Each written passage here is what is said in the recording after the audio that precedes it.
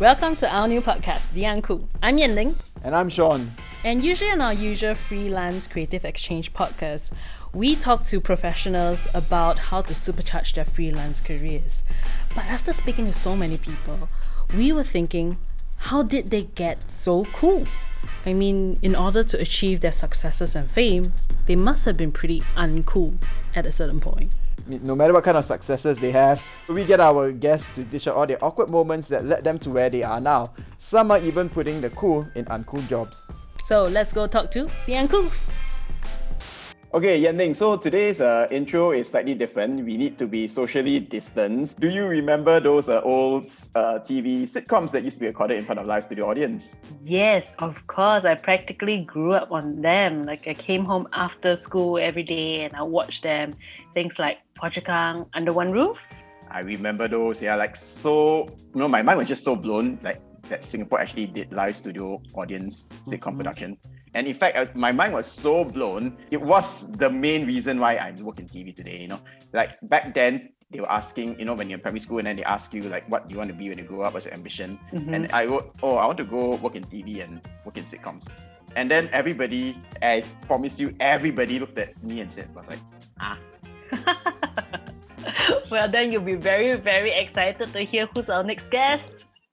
So guys, I'm trying not to fangirl over here because I have literally grown up with you, Nicholas Lee. Right now, because it's on Netflix, I have to say, even my niece and nephew know who you are. So I'm famous again. It's a new wave, man. It's a new wave. If only I can get paid again, it will be perfect. But the jingle really stuck on you. Moses Lim Tanatik, Nicholas Lee, Ronnie, and it really helped in branding also, I thought. I mean, the whole show. And they just don't brand the shows like that anymore, I thought. Yeah, that's true. Yeah. They don't. If I'm not wrong, that jingle was actually kind of inspired by some hamburger commercial, maybe a McDonald's commercial at the time. Really? Yeah. There was a McDonald's commercial at the time. This is like early. Like what? 2 beef patty, special sauce, lettuce, cheese on a sesame chip bun. Moses Lim is Tanatik, Nicholas Lee. Okay, I can see the semblance now. So if you want to ever make really cool jingles, memorable jingles that stick with you for 20 years and beyond, fast food ads. It's true. That's where they all are. You can't get stronger branding than that. And it just sticks on you after so many years. And I think the whole show is just classic, man. Like right now it's evergreen. Yeah. Before we began, we were just talking about how we don't have, such live audience sitcoms made anymore. Yep. But what do you think made that show Under One Roof so successful then? Oh, there's so many things. But I think most importantly, it was the very first English sitcom. And when you're the very first, everybody wants to watch it, right? So when they launched it, they were very clever about how the timing and all that. The launch of a show was done down to a science. It was after National Day. You launch it at 7:30, then you get huge ratings, and because it has huge ratings, everybody else wants to watch it. But the other part of it, of course, is the sustainability of the show has to depend on whether the show is good or not. So it was actually very good on many levels, and it's a massive team effort. Everything from the scripting, the direction, the sets, and of course the cast all play a part. So on the note of cast then, so how did Nicholas Lee become Ronnie? Do you mean the process Yes. of how I became? Yeah, I mean, or do you? Who were you before? Me? Who were you before Ronnie? Then how did you end up with the role of Ronnie? It's a very long process. The casting was several stages. In the end, there were like 26 guys that were shortlisted for the role, and then I ended up getting the part. A very close second was, of course, Benedict Goh. Close second. Okay, not so close. But one of the main reasons that I had the quality to do that, I mean, obviously they were looking for somebody kind of my profile. So there are 26 guys with my profile. But I already had about 10 years of experience doing stage shows as a host, playing characters, doing some radio work. So I actually had a lot of experience going in.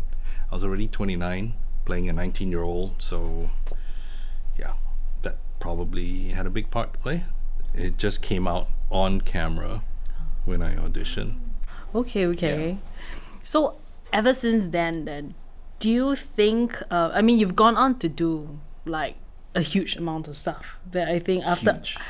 and after Under One Roof, ended. A lot of people didn't know you have your own business right now. I did. I did before Under One Roof. I did during Under One Roof. And I still Really? do Really? after Under One Roof. I really didn't know that. So, how were you juggling all of that? What were you doing? Share with us a little bit, and then A day how in the life did you of, do it? A day in the life of Nicholas Lee on Under One Roof. Yeah. It depends. Now it's very different from then, right? Because now I have a family, I have children, so my day is somewhat different. I mean, back in the day, I never woke up at like 5 in the morning. I'd be sleeping till like 9. So do you want then or now? Let's start with then. Then. How were you doing it then? Like juggling and stuff. Oh, no. I mean, a little known fact is that actors actually spend 90% of their time doing nothing. Absolutely nothing. You're just waiting. You go in there, it's a call time, it's like 8 o'clock. You go there, you say hi to everybody, you drink coffee, you eat snacks, you wait. 1 hour later, you go into makeup, Then you sit in makeup while they do your makeup for 45 minutes, Back then we didn't have mobiles, so you had to do other things, right? And then you wait another hour for the bus, take you to location. You wait another hour before it's your scene. Then your scene takes like 5 minutes. And then you wait another hour until it's your next scene. And then, the day's over.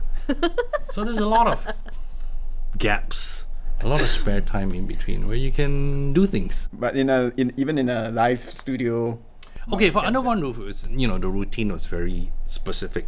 You rehearsed Monday to Thursday, then you were in studio on Friday all day recording. Then the weekends are free.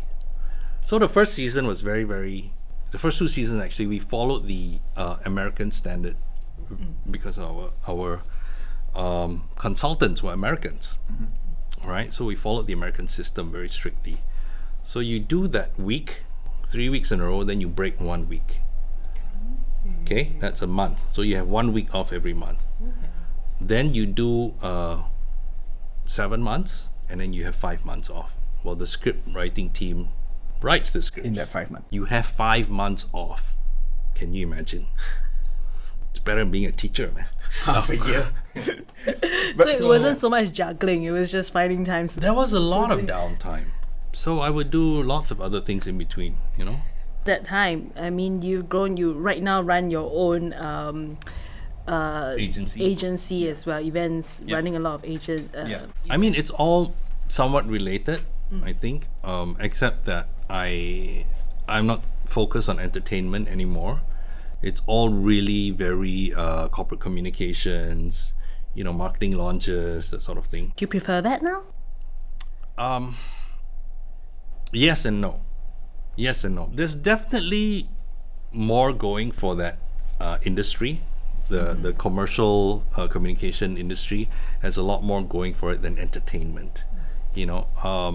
I would say that I love entertainment, and that's, I will always love entertainment, but I think I've been sorely disappointed by the way the entertainment ecosystem has not shaped up over the last few decades.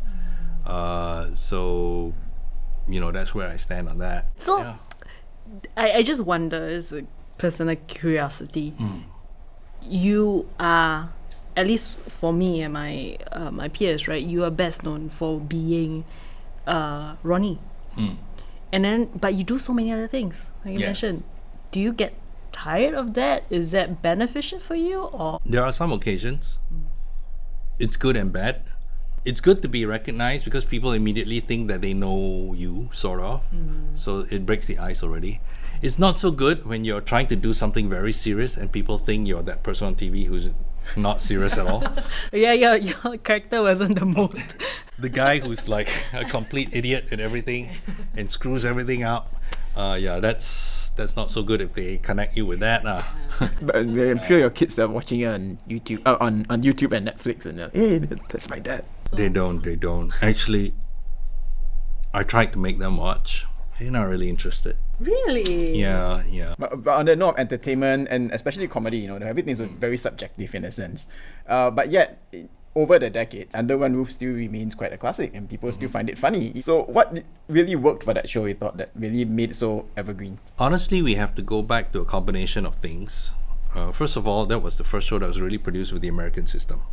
So they really sort of fine-tuned that down to a science, right? It's a template.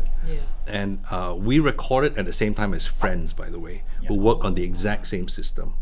And then you have the input of all the other people who wrote for, a more local audience. Of course, setting was local and all that, but a lot of people don't know how international our team really was. I mean, we had we had Aussies, we had Canadians, we had Malaysians. It was a very, very mixed nationality. It wasn't like, this is made by Singaporeans for Singaporeans. Actually, that's really crap. It was not at all like that. Some of our directors were Australian, and of course, right on top were the Americans. So it was a very international production, and I would say that that there was a very sweet spot in time, that first 3 years, where we really had a chance to make something that was going to be of an international standard, despite the fact that the budgets were minuscule, right? That format of sitcom recording is no longer popular anymore, right? I mean, we don't get multicam live studio audience watching. How important was that live studio? It's a very unique method in that you record every show as though it was a play. Because you have a live audience, first of all, you get a lot of energy from them, and the timing is affected by the live audience. When you break crack a joke, right, and then they laugh, and then you have to actually listen for the laughter to go down before you continue. It's like instant feedback. And at the same time, you cannot do more takes than necessary, meaning to say we hardly ever did more than 2 or 3 takes of each scene. Because the audience is going to get bored, right? They watch a scene 3 times, they're like, come on, guys, get it right. Fuck up. There's a lot of pressure, right? So it was unique in that sense. But it was, I don't think that's ever going to come back. Why do you think that actually got phased out, actually? And why? I think, if you think about it, the first time you ever watch a sitcom, it's kind of weird, right? You're watching a show and then suddenly you hear people laughing. You're like, who are these people? I can't see them. How come got people laughing? Who's laughing? Yeah. Then, because it was so commonplace at the time, people just sort of got used to it, And even when there wasn't a live audience, they would put canned laughter in, because it was the expectation, right? Yeah. But if you think about it now, when you watch a show, how weird is it that there's people you can't see laughing? But I think it was a natural transition, wasn't it? Before TV, people went to plays. Yeah. And they just reacted as an audience. So it's very natural to be laughing along with someone like right next to you. I feel that's how it transitioned, at least. But I mean, it's taken from the American system, which evolved from the 30s or 40s. Lucille Ball, and all those early sitcoms. So that was how it progressed in the US. Yeah. That's what I actually thought is quite amazing about you, Nick, because you started off as this doing other things, then you went in to become a cast of Under One Roof.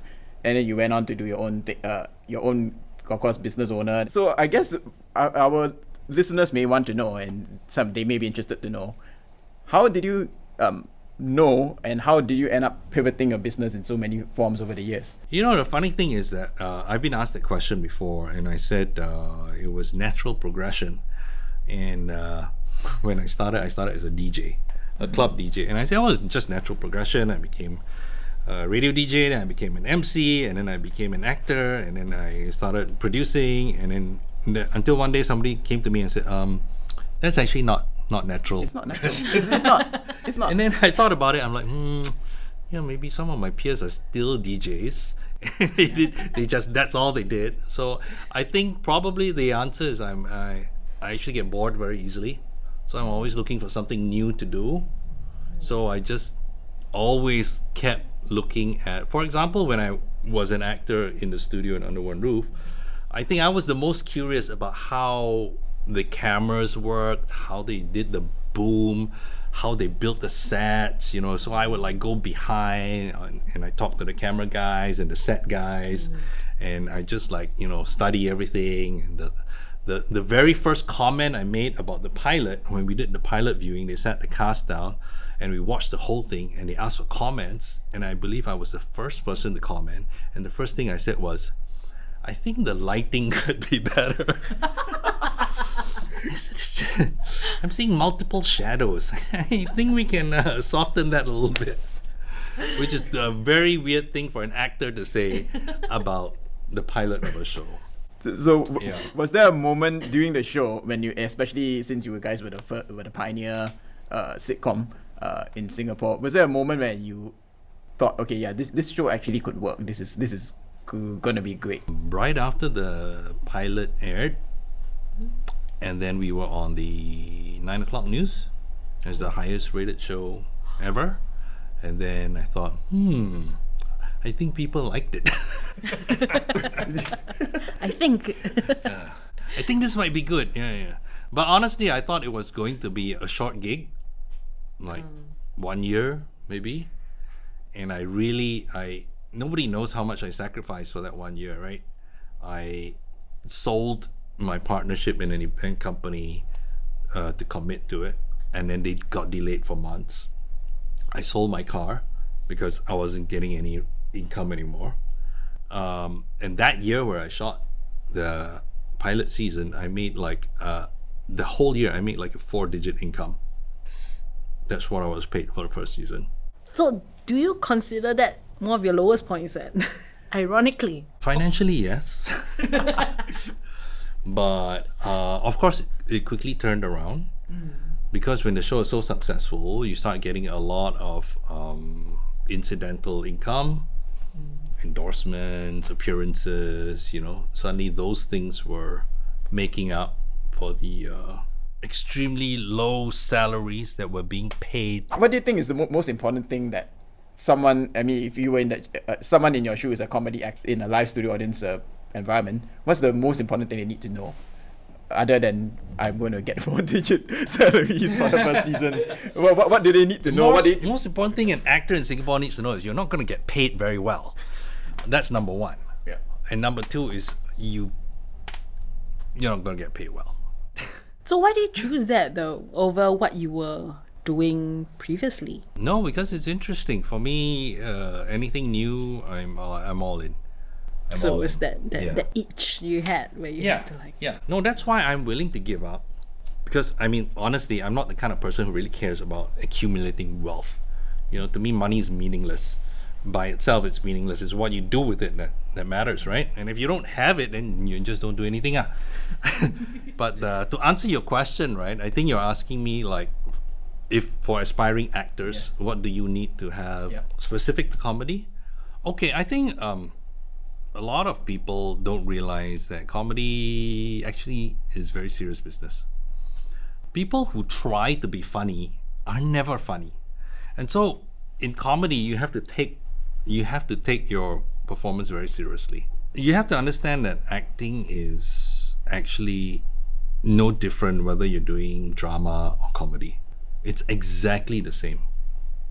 Well, almost exactly. I would say in live sitcom, there's a lot of timing that's involved in the delivery. But in drama, there is too, right? So it's not very different from drama at all in that you need to take the lines very seriously. You need to have an understanding of the character's motivation, the backstory, how you're driving the story of that episode. There's a lot of things that not necessarily every actor thinks about, but I think about when I deliver a line that makes it people find it funny, but it's understanding how the situation is unfolding. There was one particular episode in Under One Roof where I only had one line. The whole episode, I only had one line. And we were a very competitive cast, okay? We're always competing on who can get the scene in one take, But we, at the same time, we were also very, we had this thing going on where technically, if you had the fewest lines for the episode, you were the highest paid actor for that week. Because you're getting paid for the least amount of work. So that week I was the highest paid member of the cast. I had one line, and I remember thinking, well, I have to make the most of it, right? So I kept thinking the whole week. Imagine I spent 4 days of rehearsal and 1 day recording it, just thinking about how I would deliver this one line. And then when I actually did it in front of the live audience, it had a huge laugh, you know? And for me, that personally, that was was quite an achievement, you know? Because the scene really was, I would just step out of my room, I'd open the fridge, I'd look inside, and I'd say, "Hey, cheesecake." That was my entire line. And the whole audience burst out laughing. Can you imagine how much work it takes to make that work? For me, I was like, wow, they thought that was really funny. I must be doing something right. And it wasn't even a full line, it was like 2 words. Yeah. But internally, right, as the actor, what was I thinking? I was just thinking, I'm really so hungry. And I'm hoping there's something in the fridge that I really like. You know, and I open it and it's cheesecake, and Ronnie really likes cheesecake, and so the reaction was just kind of like natural and like overexcited. It's like so excited over something as mundane as cheesecake, and that's why they laughed. So in a sense, you're saying comedy acting is almost not being funny. I mean, you're not trying to be funny. I mean, it's a genuine reaction, right? It's not about trying to be funny. It's about really being true to the character within the story itself, like drama or any other kind of acting. It's exactly that. Do you think that we'll ever see something as classic again, like as Under One Roof? And how have you seen audience taste changing over the years? I mean, the taste has changed. I mean, they've been fed a diet of, they have so much variety now, right? With Netflix and Disney Plus and HBO and so many world-class shows that are available. That really, I think for the local business, there's no hope really. There's no. I don't mean to sound pessimistic, but there's really no hope for local production, and especially when the audience is exposed to world-class programs like 24/7. How can you hope to compete? But now, the entry point to come into media, we've seen people with just a phone, or a single camera, single mic, being able to make things that just people want to watch. Do you think that's beneficial in any way, that's going to help? I think it expands your options.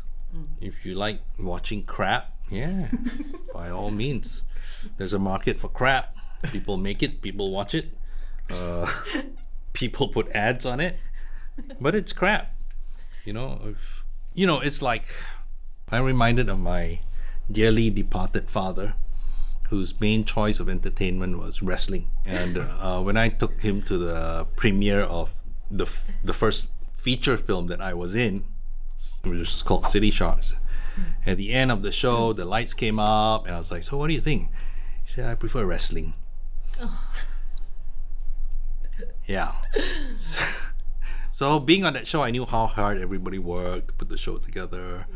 Yeah. I like that show. There are always going to be people who prefer WWE, right? I mean, there's an audience for everything, right? There is. Yeah. So you've been producing with Triple X, I guess, for more than 20 years already. 19. 19, coming to 20. Most businesses don't last 19 years. So I think that it's great that you've got it running for that many years. What is actually your secret to being this entrepreneur for 19 going on 20 years? Diversification. As a freelancer, for which I was a freelancer for 12 years, I did many different things. I was not just an actor, I was also a writer, I was a host, I did voiceovers, I did some producing. There's at least 5 different things there. Then when I started the production company, I also started doing my own camera work, my own editing, before I could afford editors and cameramen, right? Do it all yourself. Then you learn how to do it, and then you have multiple skills. So, some months you have nice VO jobs, that's great. Other months you have no VO jobs at all. So if your only job was a voice talent, then what do you do, right? But if you do a lot of different things, then you can always rely on. So when I ran my business, it was the same thing. I didn't want to just do like one kind of video. I did different kinds of videos. And apart from doing videos, we also did events. And then we also sort of merged videos into events. Yeah. And then we also started doing design work. So I actually have 3 companies. One does videos, one does events, and one does design work. And I mean, the past year has so been really year, difficult. The events business just died, right? Yeah. Sometime in late Feb, early March, everything got cancelled. Boom. I mean, of course, it was tough, right? We were all just trying to figure out how long is this going to last, what are we going to do. But actually, we started experimenting, meeting with people, finding out what's everybody doing to cope, and even doing some tests, some like pilots and stuff in people's studios. Videos started coming in, like fast and furious, and then like non-stop, and then hybrid events, as people were allowed to come in again. And then all of these things just started happening, and like it's so busy now. It's so busy. Like my Q1 is equivalent to the whole of last year in terms of revenue. So for me, it was very fortunate. I lost an entire team. The entire events team is gone, but then the video team is like so busy, right? Yeah. So is that like the advice you give to aspiring entrepreneurs and all to diversify as much as you can? Absolutely. I mean, you talk about pivoting. Yes and no, but pivoting suggests that you're doing one thing and then you're responding to a situation and then you're trying to do something else. But I'm saying don't do one thing, do 3 things. Then at least if one dies, you still have 2 legs to stand on. It's concurrent. And not unlike pivoting, whereby you implies you leave one behind and start something else.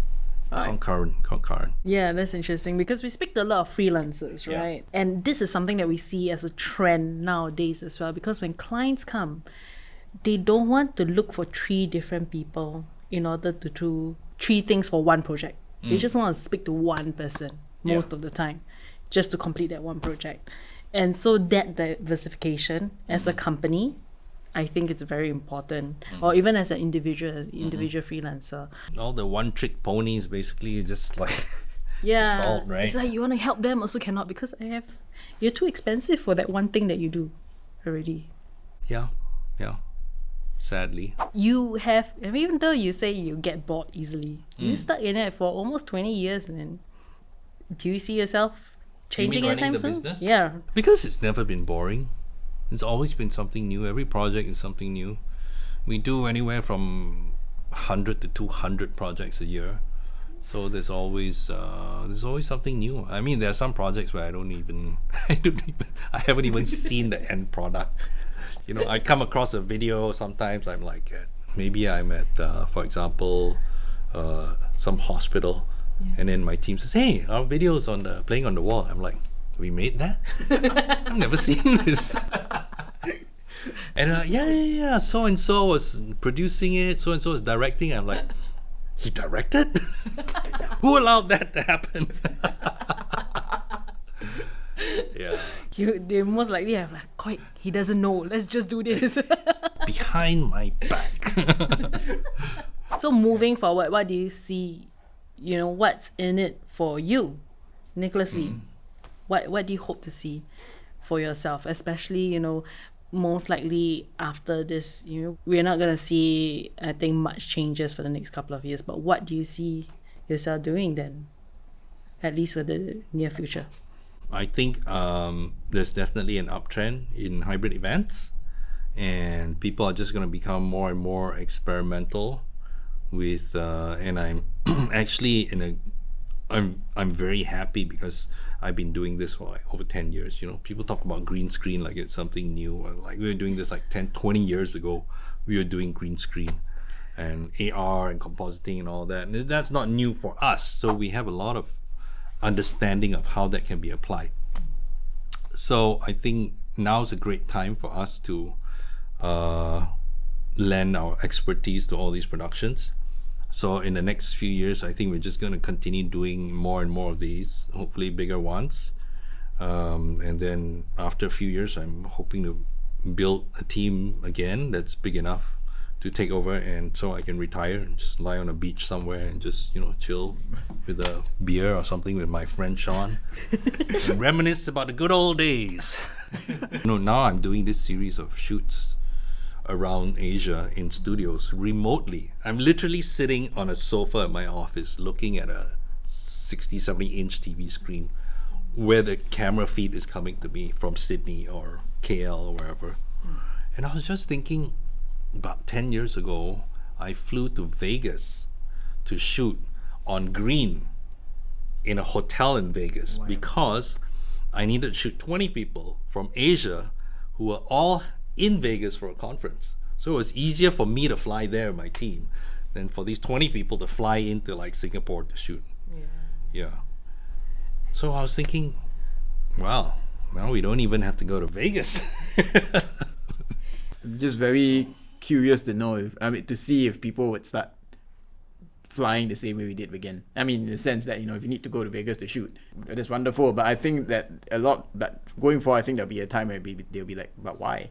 And then you have having to justify all that is just going to make it too much of a hassle. Yeah, but I mean, if I were to compare in terms of cost, it's actually cheaper to go to Vegas and shoot 20 people from, say, 8 different countries than it is to even do it remotely. So every country you need your own studio and crew. Wow. So it actually costs more. So there's a misconception as well then. And a lot of people think virtual events should be cheaper than physical events. Again, that is sort of a falsehood. The only thing you really save on is the airfare and the F&B and maybe the accommodation, which may seem like a lot, but then when you consider the amount of infrastructure that needs to be set up for virtual events, you'll be quite surprised at how much these things can cost.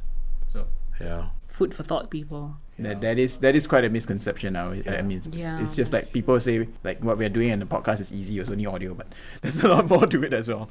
As Nick clearly found out. And everyone is different, Everyone is different. It's quite amazing. I'm trying to document every single one with a schematic, and every single one is different, and I'm just like, how can this be? There must be a template somewhere. How can it be different all the time? It's so hard. Yeah. But that's the beauty of it, right? But I think it's just because it's so new, everyone's trying something new. Yeah. It can be done in so many different ways. It's definitely tiring because everyone you have to start. Seems like you start over again, right? Yeah. But I think that's the exciting thing about it at the same time. Yeah. There are hundreds of virtual event platforms available right now. Hundreds. Each one with different feature sets and all that. So it's pretty crazy. Whichever point of your life that you felt was the most uncool. I had a school holiday job once. I was on a construction site, and I was in a workshop cutting aluminum sheets. This was when the 70s. Probably late 70s, early 80s. No, late 70s. I think I was like 15 years old. And you're cutting aluminum sheets. Yeah. Cutting aluminum sheets. And what are you telling yourself then? This is a pretty job. Yeah. Okay, but if now you could go back and tell that 15-year-old in that workshop cutting aluminum, what would you say? I'd say, good for you for quitting after 2 weeks. Yeah. Well, how do you end up in that job anyway? I have to thank my dad again for getting me a school holiday job. Yeah. No, but what was it like for you anyway in school, back in that time? I had a lot of fun in school. I was in a rugby team, and I was also doing a bit of the drama thing, LDDS or whatever it was called. Back at the time. So I had a great time in school. I mean, didn't study that much, but sure was fun. What do you think was the coolest? I think acting is the coolest. Yeah. People ask to take pictures of you and all that kind of stuff.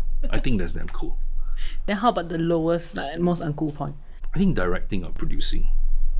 Really? Yeah. Why? Nobody gives you any respect. Especially the cast. First in, last out, and everybody swears at you. But I thought, but in a sense, it's an advantage because you have an acting background. You clearly know your stuff as far as performance is concerned. So doesn't that give you an edge as well in this particular role? It's an advantage when it comes to the job, but I mean the question is, what do you think is the coolest? So I definitely don't think directing or producing is like the coolest. Even the grip is cooler than the producer. That's true. But I think the producer is the worst. also to our listeners who might be hoping to be like you one day, aspiring to be a comedy actor, or aspiring to be Nicholas Lee. to our listeners who are aspiring to be like Change your aspiration. I hope you have a second job. There's a lot of downtime, make Of full all the use of it. The alternative is don't do it in Singapore. Go to where they make movies and TV shows, and therefore more opportunity and better remuneration. But also a very slim chance unless you work very hard, do your networking, you're very savvy, and you're actually very skilled at what you do. So basically, it boils down to work hard, diversify. Work smart. you work smart, diversify. Hopefully get lucky. Yes. Or aspiring to be a owner of a company like Triple X or something. What advice would you give to all these aspiring? No, don't do it. don't. Go get a regular job. Yeah. I don't know what a regular job is nowadays though. But I'm assuming delivering food is pretty steady work. It is. This shoot has been carried forward by food delivery. Exactly. Those are the guys that keep us going, right?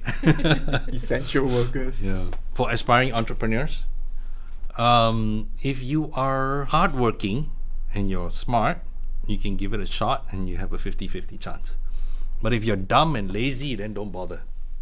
You'll never make it. Simple. But it's the hard work, right? For a lot of people already, they just feel like, I don't want to do that. I just want to do what I do best. It's not for everyone. A lot of people can't handle the stress of doing different things. They can only focus on doing one thing at a time. That's okay because that's how some people are programmed. But in a way, that's psychology, right? If you take the path of least resistance, let's go for the lowest hanging fruit. It's the safest. But sometimes it's not the ripest. When you pluck the lowest hanging fruit. I mean, life is short. If you don't make the most of it by learning as much as you can, as fast as you can, then you're not really making the most of your life. Yeah. So where can our fans and your fans, most importantly, find you on social media? My Instagram would be nicklee7788, I think. I think my Facebook would be just my name, right? Yeah. Right? Yeah. Unless I'm pretending to be someone else, like Unless, yeah. Tom Cruise or something like that. I like the 7788. There you know. Because common name, right? So I have to put a number behind. Thank you so much, Nick, for coming on to Uncool. Who's that the name of the show? It is That the name of the show. Is that why I'm on this? It's cool to be uncool. If you enjoy this podcast, please subscribe to The Uncool or rate us 5 stars on Spotify or Apple Podcasts or wherever you listen to podcasts. Just search for Freelance Creative Exchange and you can find more episodes of The Uncool or others in our series. And then you click follow. Also, share with us and celebrate the uncool moments by going to any social media platforms and using the hashtag FCEUncool. We want to hear from you, and remember, it's cool to be uncool.